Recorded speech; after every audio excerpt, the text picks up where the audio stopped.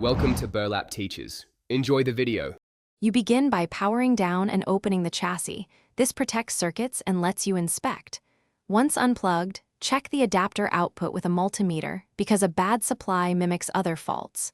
Make sure to remove screws in sequence and wear an ESD strap, which prevents static damage. Photograph the board and connectors. Those images save time when reassembling. Once done, test the internal fuse and power rails at the connector to confirm missing or low voltages before further teardown. You now focus on the middle, more detailed steps. Inspect the PCB for heat damage, swollen capacitors, and cracked solder joints because these are common failure points. Once located, clean optical sensors and the lamp or UV LED lenses with 90% plus isopropyl. This restores sensitivity.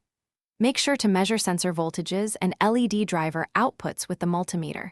If outputs are missing, follow the traces to regulator or driver chips. If you find cracked solder, reflow carefully to re-establish contact. You finish by reassembling and running systematic tests.